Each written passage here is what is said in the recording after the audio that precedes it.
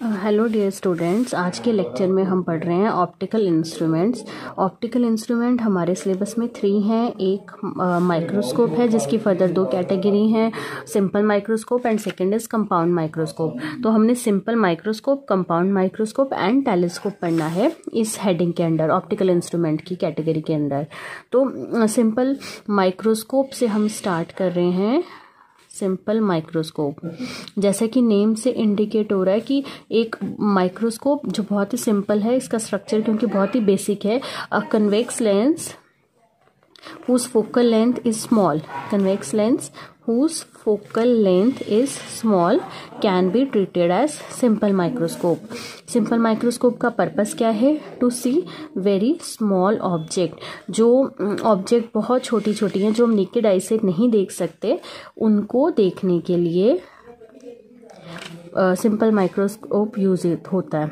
ये बायो के स्टूडेंट्स भी यूज़ करते हैं लैब्स में, किसी बॉडी के या उनके टिश्यूज़ को ऑब्जर्व करने के लिए। ज्वेलर्स यूज़ करते हैं जेम्स को ऑब्जर्व करने के लिए। वॉच मेकर्स, जो वॉच अगर आप रिपेयर करवाने जाते हैं तो वो वॉच को, रिस्ट वॉच को खोल के देखते हैं और सिंपल माइक्रोस्कोप की हेल्प से उससे जो उसके पार्ट्स हैं वो मैग्नीफाइड होकर हमें ऑब्जर्व होते हैं। जो लैब्स हैं उसमें जब हम वर्नियर स्केल यूज़ करते हैं ट्रैवलिंग माइक्रोस्कोप की, तो वो उसकी जो डिविजन्स है बहुत स्मॉल होती हैं। तो with the help of simple microscope they can be magnified. तो मैग्नीफाइड विजन हम इस इंस्ट्रूमेंट की हेल्प से देख सकते हैं। जो एक मैग्नीफाइड ग्लास है, जिसे आपने पामिस्ट को यूज़ करते हुए देखा होगा हाथों की रेखाओं को पढ़ने के लिए, वो आगे ऐसे एक छोटी सी नीचे स्टैंड लगा होता है और ऊपर ऐसे गोल सा उनके हाथ में होता है, तो उसे मैग्नीफाइंग ग्लास भी बोलते हैं। तो उसको magnifying glass is an example of this simple microscope. Fine. तो मैं आपको ये बता रही थी कि मैग्नीफाइंग ग्लास इसकी एग्जाम्पल है और ये वर्क कैसे करता है इसकी, क्योंकि फोकल लेंथ बहुत स्मॉल है, मैंने अभी बताया। तो जब ऑब्जेक्ट को, प्रिंसिपल जो है इसका, दिस इज इट्स पर्पस, इसका प्रिंसिपल है कि जब किसी ऑब्जेक्ट को पोल और फोकस के बीच में रखते हैं, when an object is placed between pole and focus, its image जो फॉर्म होगी दैट विल बी मैग्नीफाइड, बड़ी बन जाएगी क्योंकि माइक्रोस्कोप है, छोटी चीज़ को बड़ा करके दिखा रहा है। It's magnified, virtual mean same side पे, और erect image will be formed. Fine, ये इसका प्रिंसिपल है। तो इसका जो मैथमेटिकल है, मैग्नीफाइंग पावर निकालने के स्टेप्स हैं, उनको हमने 2 केसेस में से सॉल्व करना है। एक हमने सॉल्व करना है डिस्टिंक्ट विजन के लिए और एक सॉल्व करना है नॉर्मल विजन के लिए। तो डिस्टिंक्ट विजन का मतलब है कि जो आई है वो फोकस्ड हुई है नियर पॉइंट पे, eye is focused on near point. तो दोनों के लिए हम इसको सॉल्व करेंगे, नॉर्मल व्यू के लिए भी एंड डिस्टिंक्ट व्यू के लिए भी। तो सबसे पहले हम इसका डायग्राम ड्रॉ करते हैं। डायग्राम देखिए, any convex lens whose focal length is small can be treated as simple microscope. मैंने इस कन्वेक्स लेंस के ऊपर एक प्रिंसिपल एक्सिस ड्रॉ कर ली। जितना डिस्टेंस f इधर रखा, उतना ही अप्रॉक्सीमेटली f का डिस्टेंस मैं इधर रख रही हूँ। ऑब्जेक्ट को f और ऑप्टिकल सेंटर के बीच में रख दिया। Suppose this is optical centre. ये रे जब जाएगी तो ये f से ऐसे बेंड हो जाएगी, f से बेंड होके नीचे चली गई। जो सेकेंड रे है वो c से निकलेगी और c से निकल के ऐसे जाएगी। ये यहाँ पे कहीं पीछे जाके मीट नहीं करेंगे, इन्फिनिटी पे जाएंगे, तो ये वर्चुअल इमेज फॉर्म करेंगे। इन रेस को मैं अब पीछे को प्रोड्यूस करूँगी ऐसे, और जहाँ पे जाके ये मीट करेंगी वहाँ पे हमारी फाइनल इमेज बन गई। ठीक है, तो यहाँ पे ये फाइनल इमेज बनी है। Suppose this is A B, तो ये इमेज जो है वो वर्चुअल है और इरेक्ट है। मीन्स अगर यहाँ पे एरो ऊपर है तो यहाँ पे भी एरो ऊपर होगा। This is the magnified image of A dash B dash. तो AB हाइट से, जितनी AB की हाइट है, मैंने यहाँ पे एक पॉइंट ले लिया। Suppose that point is P। इसको इससे ज्वाइन कर दिया। जो ऑप्टिकल सेंटर से इमेज एंगल सबटेंड कर रही है उससे बोल दिया बीटा। ये ऑप्टिकल सेंटर ए डैश बी डैश, ये इमेज का एंगल हो गया। तो ऑब्जेक्ट जो एंगल सबटेंड कर रही है इससे यहाँ से ज्वाइन कर देते हैं, तो ये एंगल अल्फा हो गया। ये ऑब्जेक्ट जितना है तो ये लिख दिया मैंने अल्फा। What is alpha?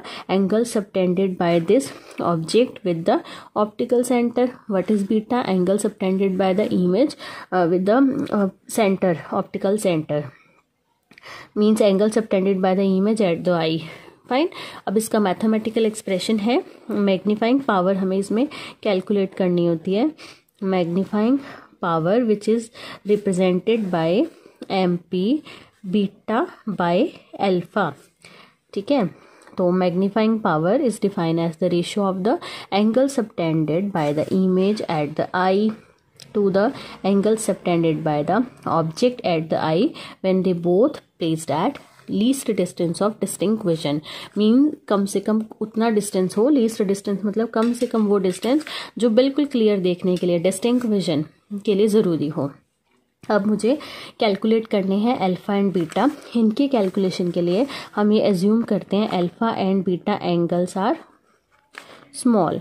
अगर ये एंगल स्मॉल है तो टेंजेंट अल्फा में निकालूंगी उसे अल्फा लिख सकती हूँ, टेंजेंट बीटा निकालूंगी उसे बीटा लिख सकती हूँ। तो अपने डायग्राम में हम देखते हैं tangent alpha means alpha perpendicular by base. Alpha जो है वो ऑब्जेक्ट का है तो ये परपेंडिकुलर होगा a dash p. What is base? A dash c, तो a dash p by a c. What is tangent beta? Beta पूरी ट्रायंगल में है, ये बीटा है, ये पूरी ट्रायंगल में है, परपेंडिकुलर है a dash B dash, base है ए डैश सी, तो beta is equal to a dash B dash by a c. इसमें ये दोनों पुट कर देते हैं। Magnifying power is equal to what is beta? Beta is a dash B dash by a c. What is alpha? Alpha is a c by A dash p. ये cancel, जो a dash P है उसे हम A B लिख सकते हैं क्योंकि ए dash P जो है वो ए बी के इक्वल है, डायग्राम में आप देख सकते हैं। So magnifying power is equal to a dash B dash by A b. अब अपने डायग्राम में देखिए, this is a dash B dash, this is a dash B dash, तो वो क्या है? Size of the image.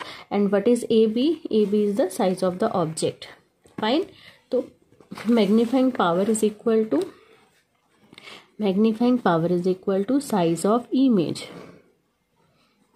to the size of object। Image के size को हम आई बोल रहे हैं, ऑब्जेक्ट को हम ओ लिख लेते हैं, तो और ये होता है v बाई यू। ठीक है, तो मैग्नीफाइंग पावर मैंने अभी पीछे से निकाली है लास्ट पेज से, v बाय यू। अब अगर मैं आपको बार बार कह रही हूँ कि हम वो केस सॉल्व करें जब इमेज डिस्टिंक्ट विजन पे बन रही है, तो v माइनस डी हो गया। डायग्राम में देखो, यहाँ सेंटर से ऑब्जेक्ट तक का डिस्टेंस माइनस यू होगा क्योंकि डिस्टेंस इधर मेजर हो रहे हैं, और इमेज तक के डिस्टेंस को हम v लिखते हैं।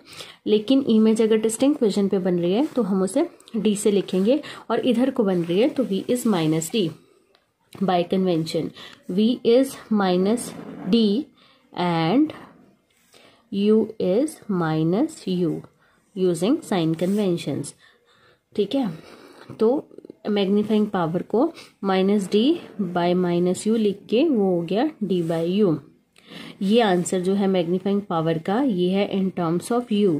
अगर मुझे answer in terms of f चाहिए तो उसके लिए मुझे लेंस फार्मूला लगाना पड़ेगा, क्योंकि lens formula u and f को ज्वाइन करता है। तो using lens formula which is minus one by u plus one by v is equal to one by f. इसमें भी साइन कन्वेंशन यूज कर रहे हैं, u को माइनस वी बाई यू और v को minus d is equal to one by f. मुझे चाहिए क्या? d बाई यू, तो मैंने सारी टर्म को d से मल्टीप्लाई कर देना है, माइनस हो जाएगा और ये हो गया, d से d cancel, so d by u is equal to one by f plus one. तो ये d बाई यू का आंसर आ गया in terms of one by f. तो मैग्नीफाइंग पावर यहाँ से क्या बन गई? मैं रिपीट कर रही हूँ स्टेप ऊपर वाला, d बाई यू वो है one by f plus one के इक्वल। ठीक है, ये वाली वैल्यू। तो मैग्नीफाइंग पावर को, सॉरी यहाँ से d मिस हो गया, d by f plus one, ऐसे हम एक्सप्लेन कर सकते हैं। बट जो नियर पॉइंट है वो आपको पता है ह्यूमन आई पे थोड़ा सा स्ट्रेस डालता है नियर पॉइंट, तो इसलिए हमें नॉर्मल पॉइंट भी सॉल्व करना पड़ेगा। मैग्नीफाइंग पावर अब हम निकालेंगे नॉर्मल विजन के लिए। नॉर्मल विजन का मतलब है जब आई को फोकस किया गया है infinity, when I is focused at infinity. तो उसके लिए अगर हमें रिलैक्स इमेज देखना है, रिलैक्स रखना है आई को, तो इमेज जो है वो इन्फिनिटी पे बननी चाहिए और उसकी एडजस्टमेंट, नॉर्मल एडजस्टमेंट ऐसे होएगी कि जो वी है वो हो जाएगा इन्फिनिटी। ठीक है, तो अब डायग्राम देखिए, कन्वेक्स लेंस, फिर से वही वाला, और ये उसकी प्रिंसिपल एक्सिस, ऑब्जेक्ट को रखा और ये रे भी जाएगी एफ पे, तो और ये रे यहाँ से निकलेगी। अगर हमने ऑब्जेक्ट को एफ पे रखा है तो इमेज इन्फिनिटी पे बनेगी, जितना मर्जी पीछे बढ़ा लो नहीं बनेगी अगर ऑब्जेक्ट को फोकस पे रखा है। तो मैंने क्या किया है, ऑब्जेक्ट कहाँ पे रख दी, फोकस पे, एफ पे। Final image will form at infinity. ठीक है, ऐसा है नॉर्मल विजन के लिए। अब देखो again lens formula, -1/u + 1/v is equal to 1/f।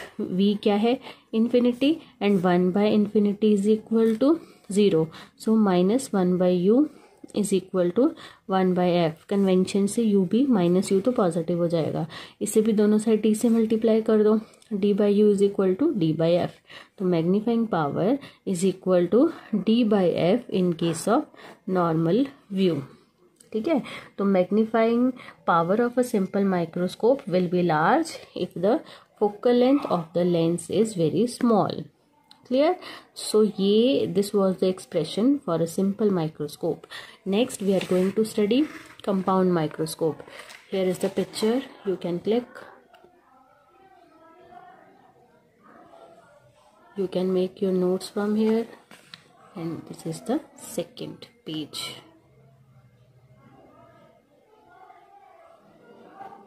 Okay, next compound microscope.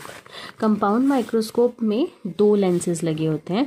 Name से इंडिकेट हो रहा है कंपाउंड स्ट्रक्चर है, जैसे उसका सिंपल था, इसका कंपाउंड है, इसमें 2 लेंस लगे होते हैं। 2 सूटेबल लेंस जो इमेज को मैग्नीफाई करवाते हैं, उस ऑब्जेक्ट को जो हम नॉर्मल आई से नहीं देख सकते, minute particle, very small object को जो सिंपल माइक्रोस्कोप से भी नहीं देखी जा सकती, कंपाउंड माइक्रोस्कोप उनको देखने में हेल्प करता है। ये प्लांट और एनिमल की स्टडी, जब उनके पार्ट्स को स्टडी करते हैं, उसके लिए जब कंपाउंड माइक्रोस्कोप डेवलप हुआ, उसकी स्टडी बहुत इजी हो गई। तो it is a very good device. तो कंस्ट्रक्शन क्या है इसकी, जो सिंपलेस्ट फॉर्म का कंपाउंड माइक्रोस्कोप है उसमें 2 लेंसेज होते हैं। फर्स्ट मैंने इसका पर्पस बताया आपको, इसका पर्पस है उन ऑब्जेक्ट को देखना which can not be seen by one simple microscope to observe to see very minute particles. ठीक है, नेक्स्ट इट्स कंस्ट्रक्शन। कंस्ट्रक्शन में इसमें 2 लेंस हैं, वन इज ऑब्जेक्टिव लेंस, दोनों कन्वेक्स होते हैं। First of all objective lens जो object के पास रखते हैं, एक होता है आई पीस जिसे हम आई के सामने रखते हैं। ऑब्जेक्टिव लेंस का अपर्चर स्मॉल है और उसकी फोकल लेंथ भी स्मॉल है। स्मॉल अपर्चर क्यों, क्योंकि हमने छोटी चीज़ को देखना है, तो इसलिए हमें पहले चाहिए small aperture and small focal length. जो आई पीस है उसका अपर्चर ज़्यादा एंड उसकी focal length is also large. तो सबसे पहले जब हम वो रखते हैं, ऑब्जेक्टिव लेंस रखते हैं, वो रियल, इन्वर्टेड और मैग्नीफाइड इमेज बनाता है।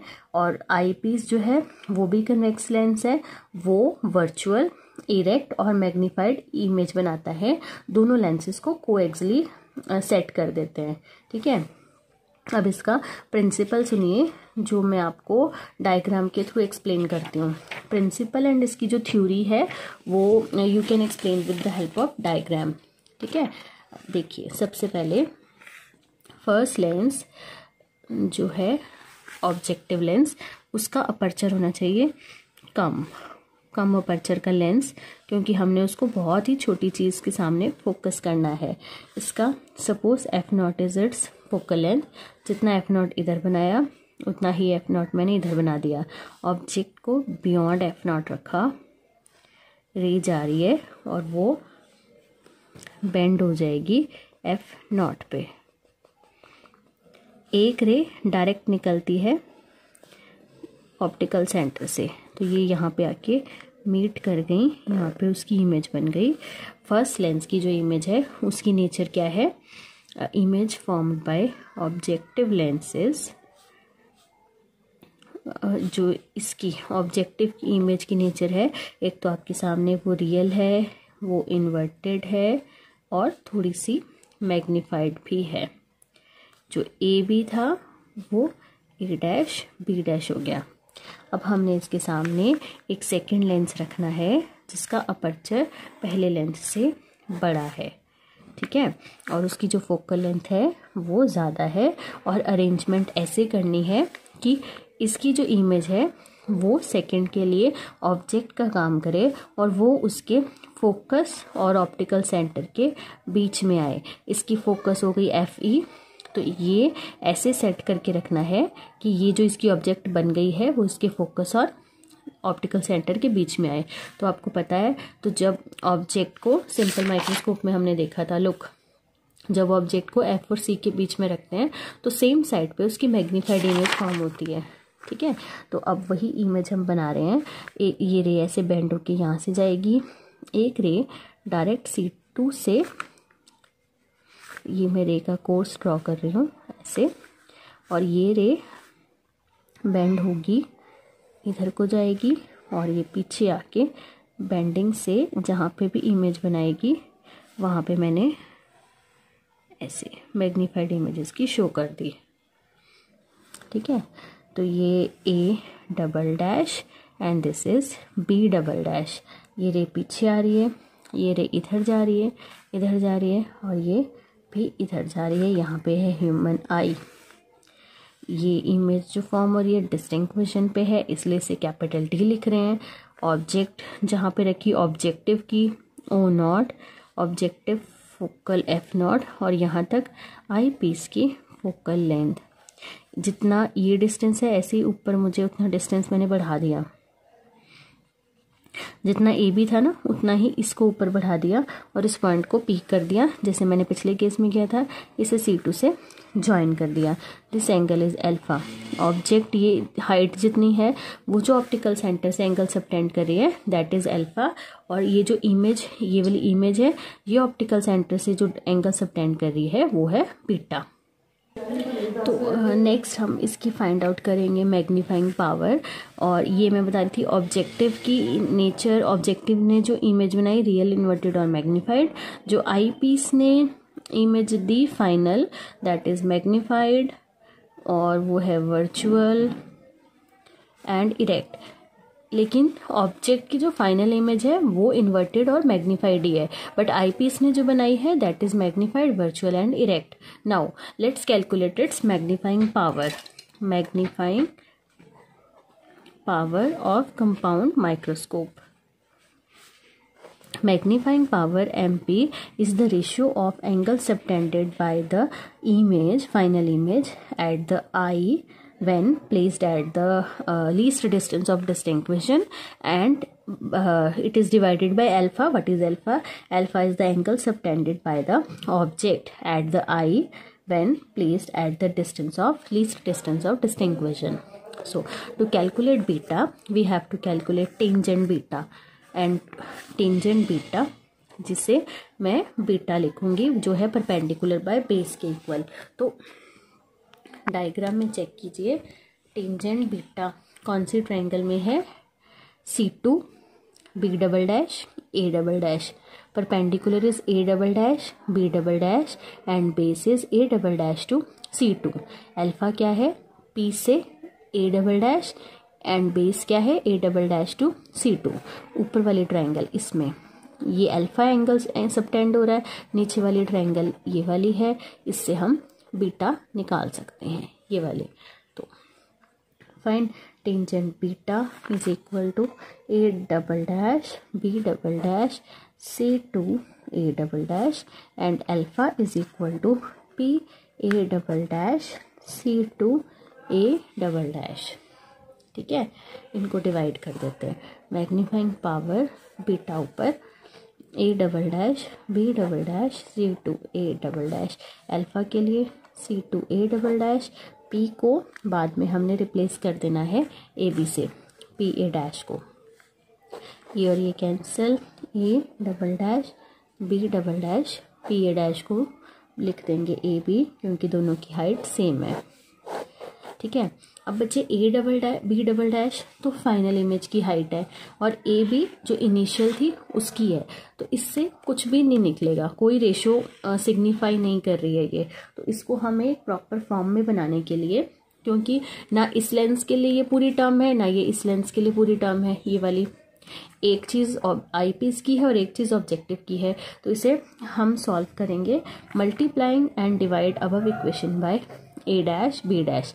ये अपनी तरफ से मैथमेटिकल स्टेप कर रहे हैं, दोनों को मल्टीप्लाई कर दिया, अब टर्म्स को रीअरेंज कर रहे हैं, A double dash B double dash by A dash B dash.